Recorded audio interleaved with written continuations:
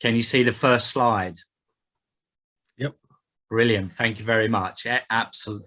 Thank you. And so what I'm going to do today is just briefly go through the work of the All Party Parliamentary Group, some of the two reports that we've produced, and also come up with a kind of plea for everybody to actually make sure that they are taking up the opportunities to take part in these types of organisations, and also with government in general as well. So I think that that's really important to get across about how you can participate too. So without any further ado, I'll just move on to the first slide. Okay, so just a bit about All Party Parliamentary Group. So they're informal cross-party groups, and they're not official within Parliament. There's lots of them, but they're not officially part of how Parliament, and that includes obviously the House of Commons and the House of Lords, actually operate. And what they are broadly is that MPs and peers who have a common interest in a certain subject, and that they come together and want to hear more about that subject, because it's literally part of their ongoing inquiry into certain issues and interests that they actually have. Because obviously when you're a member of Parliament, when you go into Parliament, as well as obviously supporting the government or the opposition, depending what party you're in, also depending on your constituency, but also lots of MPs want to take part and push certain items or issues that they're particularly interested in. And a good vehicle for doing this is setting up all party parliamentary groups. There are still rules around them, so there must be at least one member of the Conservatives, because they're in the government, and one member from Labour, because they're the official opposition. But of course, that means you can have other members of other parties, SNP, Liberal Democrats, Plaid Cymru, for example, but they need to follow some form of rules. There's about 100 country groups and 600 plus subject groups, so 600 of these APPGs just on particular issues. And as well as men and boys, there's issues on fathers, there's issues on such as prostate cancer, there's issues such as Boys Brigade as well, which has just been resurrected. So there are specific groups available on men, as well as wider issues like suicide and cancer, which obviously have very male aspects on them. You can view the whole list, and I'll put the link there, and happy for the slides to be shared. But they meet, many meet infrequently, some only a year. Others host speakers and expert events, and others produce policies and reports, and some do all three. So again, there's no hard and fast rule as to what type of activity that they actually undertake. In terms of the APPG that's been set up for men and boys, it's registered in March 2021 rather than 2022, which I put there. And the secretariat is run by an organisation called Equilaw, which is run by a chap called Mike Bell. I'm the policy advisor, and my role on the APPG is to advise the peers and the MPs on who the experts are on various topics, what the key topics are around issues affecting men and boys, and also to help produce the reports. So the two main reports have been produced. I've been the lead author on those reports. There is a website, lots of information on that website, and a Twitter account as well, which is well worth following. And the role of the APPG is to look at a range of disadvantages and outcomes that men and boys face in a whole range of issues, and also not only raise awareness of them, but also make policy recommendations on actually how to address those disadvantages and outcomes, because there's no point having meetings where everyone just talks about what the issues are without actually asking the experts what the actual policies and things that they would recommend with respect to resolving these issues. In terms of the membership, so the chair is Nick Fletcher, who's the MP for Don Valley, a Conservative. there, who's newly elected in 2019, and you have to have a range of vice chairs, including from other parties. So you can see we've got 2 peers there, Fred Ponsonby and Margaret Eaton, and also a couple of other MPs. But also you can see at the bottom, that chart, you can see the split between a number of Conservatives, Labour, and others, independents, and other parties. We've got people from ALBA, for example, and you can see an XB is crossbenchers. So some members of the House of Lords don't represent or are affiliated to a political party. So a lot of them are crossbenchers. I'm trying to think of the name. Claire Fox is a good example of that. The Institute of Ideas is somebody who is a crossbencher, so she doesn't represent any particular political party. But it does show that there's a broad spread. There's naturally more Tory MPs or Tory MPs there than Labour and others, simply because there are more Tory MPs in the House of Commons right now. 5 years' time, that may well change, or what have you, depending on the election. A lot of text there, which is why I said the slides can be taken away. We've carried out 2 inquiries so far. So between April and July last year, the MPs and peers who very much decide on the type of inquiry they want to look at. The first one was that they just wanted a snapshot on some of the disadvantages and challenges that many boys face, and that includes teenage boys and young men. And also ideas to how to go about solving them. And you can see we had 4 meetings, hour-long meetings. We had a range of experts from the men and boys wellbeing sector that we had on that. And you can see Sonia, see Gisbert is a real expert in education, as well as Eric Cowney. Lots of these are members of the Men and Boys Coalition, naturally. Eric and Gisbert spoke about education. Naomi spoke about the issue about why there's so many young men in prison and why is that. Martin Seeger spoke about issues around male psychology and social stereotypes. And then Martin and Natasha spoke about men's health, and all 4 sessions were really, really good. And what came out of those, there was 3 themes came out of that session, which is covered in the reports, which are on that website. So around the mainstream narrative, that basically the figures of disadvantage affecting men and boys are there, they're not hidden away, often produced by government. But the narrative about the empathy gap around men not needing help so much as women, or the narrative about we need to focus on women and girls issues, primarily means that those issues that are affecting men and boys are not being tackled, even though the figures are there. And you see that in suicide rates, for example, the number of men in prison, boys behind girls at every stage of education. Another area was around, the fact that men and boys are different in terms of their psychology, behavioural and development differences, and that often is not understood well, especially about boys' development speeds compared to girls, just in terms of their biological development. That's not often understood, even in criminal justice system or society, especially around fathers and the importance of fathers and positive male role models, and how important that is to boys when they grow up.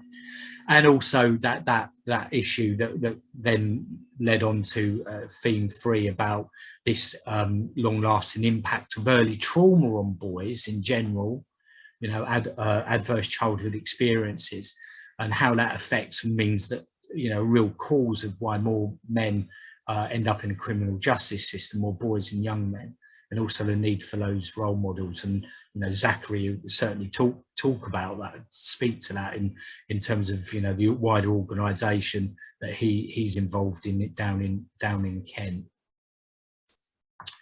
And so following the evidence, what we then did, the conclusions we said, there was basically a need for government, policymakers, statutory agencies, especially in education and health, to really take coordinated action on a range of these issues.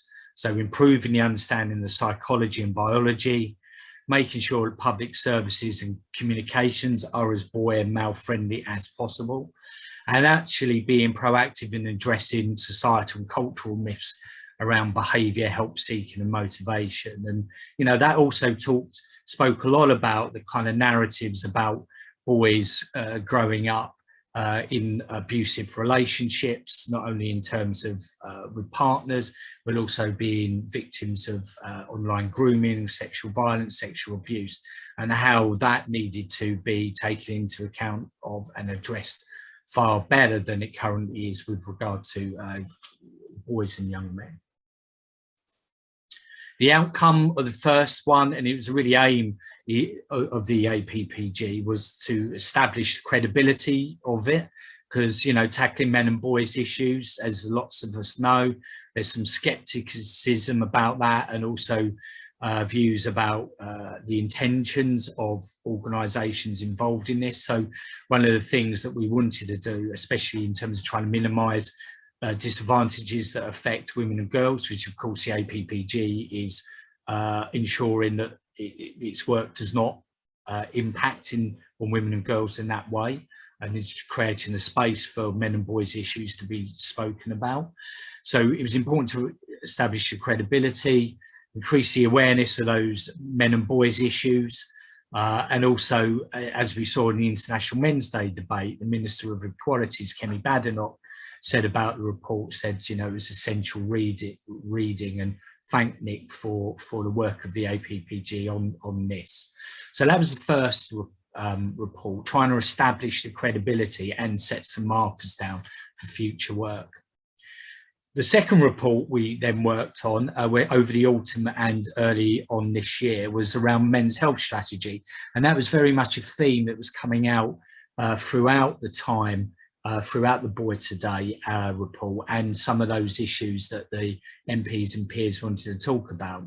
Also, that it also chimed with the introduction of a women's health strategy. So that's should be launched quite soon by the government, and there's a big consultation last year. So one of the advantages of the APPG is actually tapping into what's relevant and what's current politically, and not sort of working in a very abstract political way on particular issues, but tapping into current issues that policymakers, government officials, government ministers and think tanks and other organisations are talking and thinking about right now. So we decided that men's health strategy would be a really good way forward. And again, we held 4 sessions. Lots of our members and Men and Boys Coalition members were part of this, and we had international experts as well, including obviously from a national perspective, Martin, Alan, and Peter and John, who's here today, and all gave really good insights about the need for a men's health strategy and what should be in it, and importantly, what should be the approach be. And I know John was very, very strong on the issue that we should be looking at the kind of what works approach, and also a positive male perspective, and not thinking about men's health in a kind of negative deficit model. And I think that came through in the report. One of the points, and Martin Seeger mentioned it in the Boy Today report, you know, men do talk. It's about having society and public services which are ready to actually listen. So that's a really important point that John got across there. Rebecca, with her great work in male psychology and on her courses in Sunderland. And then we had Noel and Glenn's obviously well known to us. Is obviously working in Australia at the moment, but both of those obviously gave an international perspective, as did Peter Baker, from some of the work he's been doing globally. And we had the wonderful Oliver from Andy Mann's Club, which is such a phenomenal success story over the last 2 years, giving a real example of how men's health works in practice. And as I said, give opportunities for men to talk, and they will, but you need to be prepared to listen. And in terms of the report that we produced at the beginning of last month, comprehensive report making the case that there is clearly a case for a men's health strategy, and that would lead to a healthier, happier and more productive society for all. And the kind of conclusions that we had was that we need this holistic strategy and approach, because at the minute the government's approach is that they look at men's health disease or condition by condition. So they'll deal with kind of suicide and they'll say, well, men are covered in the suicide strategy, or they deal with kind of like lung cancer and say, oh, well, men's cancer issues is covered in a general cancer strategy. And we just don't think that works, because it just doesn't join the dots, which are basically, there's a number of underlying reasons why men and young men have health problems, and it's not based on specific disease or conditions. They're based on a range of underlying factors, and unless you start looking at the underlying factors, then you won't actually succeed in as best as you can. The point we made, it's not a competition, but it's exactly the approach that the government are taking on a women's health strategy, this holistic evidence-based approach. And that's why we're saying to the government that you should have the same approach for men's health. And if you don't, you need to explain why and what is your evidence for making that judgment. And the conclusions we had is positive what works approach. We need the health service and the health system to be built around the needs of men, rather than men and boys having to accept what they're given, especially around kind of how male-friendly GP surgery opening hours are, for example. You know, why is it less men are going to GP surgeries of a working age? Because one of the facts that came out was very interesting, is that men go to the doctors less when they're at working age than women, but when men retire, they go to the doctors at the same rates. So there's something about employment culture and working environment and how male-friendly those working hours are. Focus on prevention, about those stereotypes about, you know, or it's men's fault that they don't go to the doctors or get help, and it's actually tackling those, or that men need less help, a more responsive integrated health system, and also making the point that, you know, we don't live in a black and white society, you know, we don't live in silos. So, you know, healthier men and boys benefit women and girls, because women and girls share their lives and society with them, and also women and girls will, in many respects, providing care responsibilities, perhaps when they're older, for men and for men. So therefore, the healthier men are, the less burden there are on women and girls mentally, because they share their lives with them, but also on a practical basis.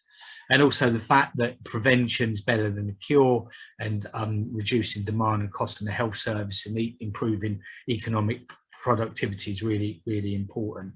And the point we made is the government's approach and others is very much looking at the symptoms of poor men's health, but actually we need to start looking at the causes, because by dealing with the causes of poor men's health, then that will actually help.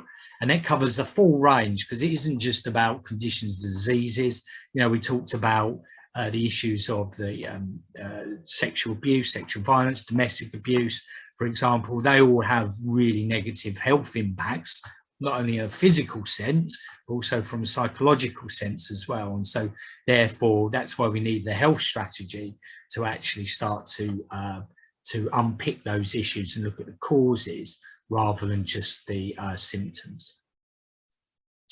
The impact, we're making progress on that. Nick Fletcher has had meetings with Secretary of State for Health, Sajid Javid, and his ministers on progressing this. There's a House of Commons debate on men's health strategy on Tuesday.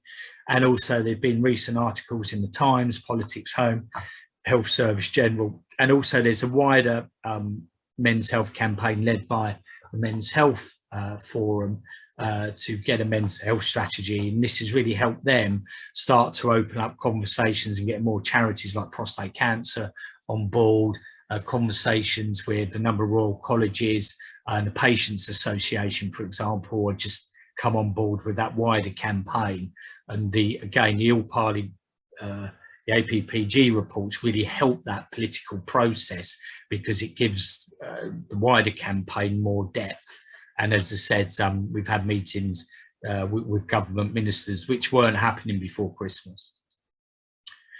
The last point I wanted to make, and I remember speaking at one of John's conferences, male psychology conference, 2019, John, about a number of aspects around domestic abuse. But then I gave a talk about the political landscape and really urged that not only all the charities there, but also all the academics at that conference, the absolute importance of engaging in the political process.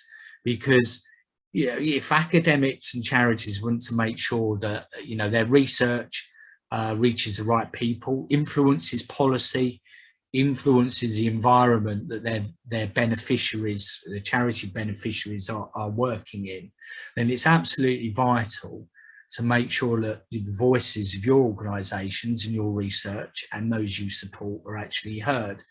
And sometimes it's too often easy to complain about the government or some think tanks not quite getting it right.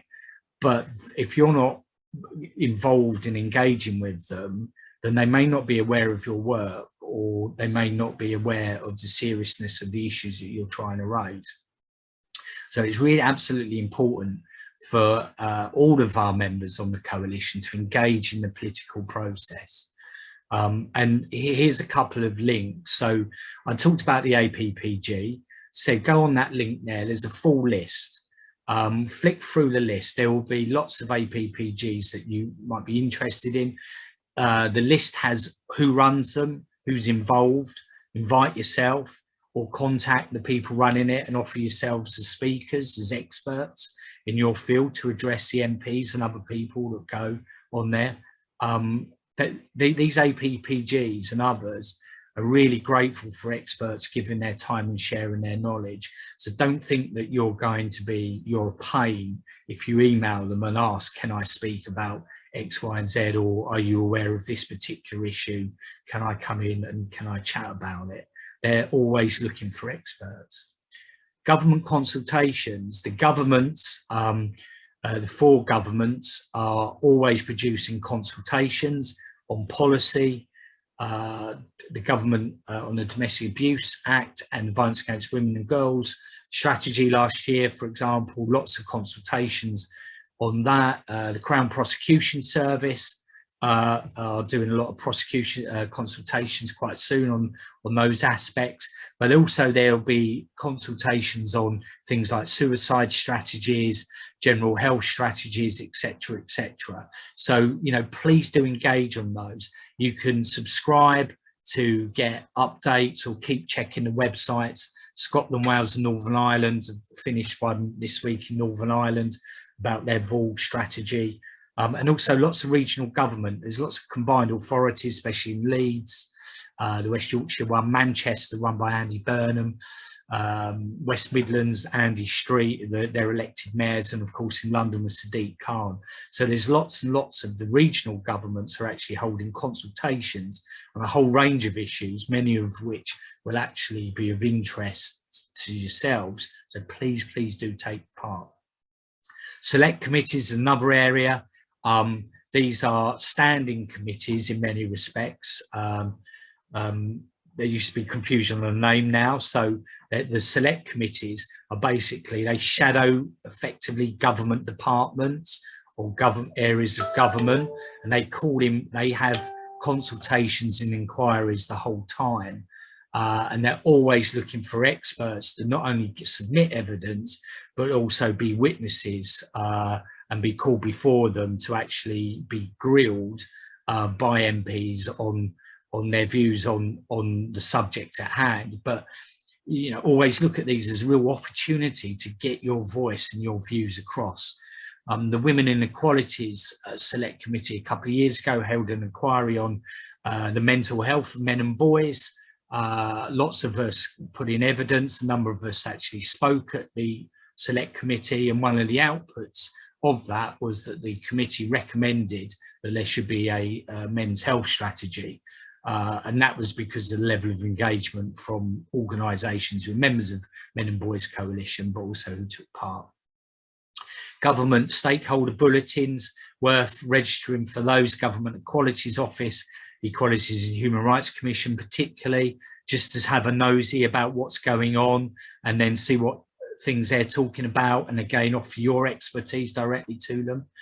Another area is really important about civil servants. So civil servants are not experts necessarily on their subject matters, and they tend to switch portfolios every year, 2 years, sometimes quicker. And so when they're developing policy and developing projects and plans, they're really incumbent on experts, academic experts, charity experts, other organisational experts, on actually helping to form government policy before it even gets to government ministers.